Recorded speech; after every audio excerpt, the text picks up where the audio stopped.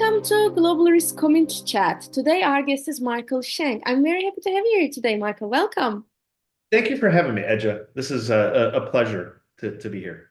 Likewise. So, before we jump into our topic, can you briefly introduce yourself to our audience? Sure. So I spent most of my career in consulting. Started as a technologist, but then transitioned to really a focus on process management. And I fell in love with this topic of just understanding processes as a way to drive transformation success. So I spent 13 years at Accenture, 10 years at Ernst& Young, where I developed this framework I call process inventory framework. I left the corporate world. I also spent time at Citibank and Bank of America in leadership positions. I left the corporate world in March of last year, 23, to write a book called Digital Transformation Success, which details my process framework and how I believe it's the solution to virtually all transformation challenges. Sounds great. So, thank you for sharing. And from what I understand, of course, we are talking about process management. So, I'm curious. So, how does process integrate with the risk data within the GRC platforms? For sure. And let me just describe the framework first. So my whole premise of the book is that 70% of transformations fail, and that the reason they fail is there's a lot of organizational complexity. There's a lot of different teams with a lot of different languages and perspectives, and coordinating all of that just becomes a huge challenge. So the solution to it is to get everyone into alignment, and to get into alignment, you need a common language. So to me, common language has to meet three criteria. It has to be business oriented because you want to drive everything, transformation and risk management, through the lens of what the business does. It has to have different levels of granularity, so useful from a C-suite down to individual contributors. And then third, it has to facilitate cross-level collaboration across different teams, business, technology, risk, compliance, et cetera. So the framework is process inventory. And to me, the key is inventorying every single process that you do. So to create a kind of holistic taxonomy. And the way you do that is you anchor to something that's complete, which is the organizational hierarchy.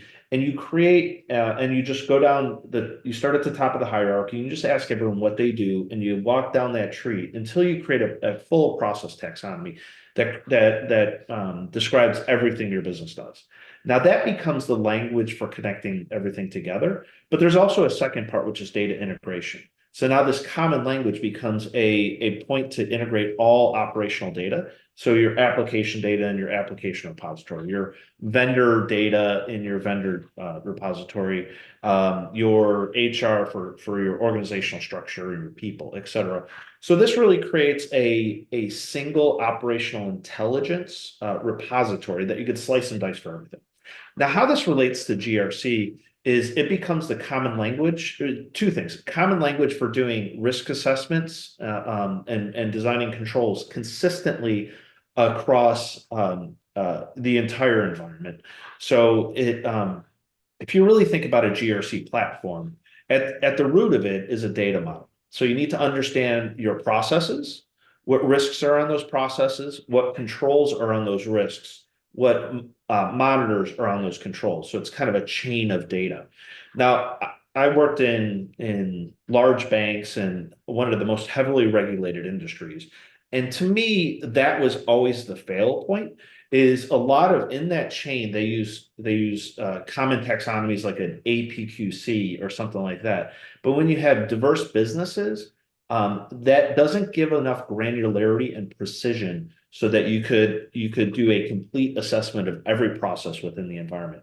So to me, this process inventory becomes a huge enabler to making sure you have quality risk data. Oh, and I came across a stat that there was a survey that 74% of organizations stated that they had challenges in their risk data. So I think this is a solution to not only getting good risk data, but coming up with a more complete set of risk assessments so that senior leadership can prioritize which controls need to be implemented. Thank you so much for sharing. And how does, this process enable three lines of defense? For sure. So it becomes the common language. So and I saw another stat too that 50% of organizations had challenges in defining roles and responsibilities between the first and second line. So now this becomes a coordination point for for the first line of defense, which is the business, because now they have an understanding of every single process that they do. And they could do risk assessments in a very structured and systematic way. And then the second line could look at the same set of process information and do that double check. Like, did you perform, do we agree with your risk assessments? Do we agree with your prioritization and controls in which you've designed for the controls? So it really, and then the third line, and I was on a lot of these big banks, and I've seen this multiple times, but internal audit teams that have their own process mapping capability, to me, which is just mind blowing because they just don't know what the business does. Now, this gives transparency to what the business does, and gets them out of the process mapping area, which is not their job. Their job should be to test controls and make sure that they're effective and report on those to management. So it really becomes that common language that links all of those three lines of defense together in a much more seamless way. Thank you. And I want to actually have a follow-up question on that. We of course talked about some risk-related stuff and being a common, like language for three lines of defense. So how does it also maybe, enable like one consistent like business context for all like risk types, operational risk and so on? Oh, for sure. So it's that common language across all risk types. So your typical second line of defense teams will be split up by risk type. So your operational risk folks or team could look at this common language and understand, where are there operational risks that need to be controlled, but also your operational resilient teams need to look at this landscape and understand what are my critical processes? What are the external events that can happen, such as a hurricane or power outage or some other external event that can impact operations? What are the processes that need to be running? And then they'll look at what are the resources associated with it so that they can build more resiliency and come up with plans. And then the third one is really compliance, which for non-financial risk, it's understanding what are the laws and regulations, turning those into regulatory obligations. So it's your assumption of what that means, designing controls, and then placing those on process. Now, what's really critical about this is now you have one common process taxonomy that describes the environment in a very detailed way that all of these different risk types can coordinate on so that the business can have an integrated view of all the different risks and what is the priorities to be addressed. Thank you. So I have one last question, and that is, if you were to share, some takeaway points with like some actionable tips otherwise with our audience, what would those be?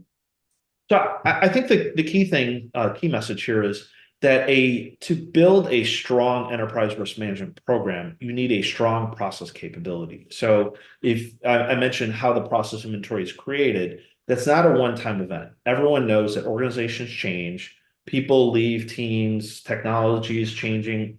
So you need to govern it. So to have the strong risk capability, and by the way, I believe that this, I was worked in a lot of these financial services organizations that had huge consent orders and a lot of challenges. So I really think that this is a key solution to this.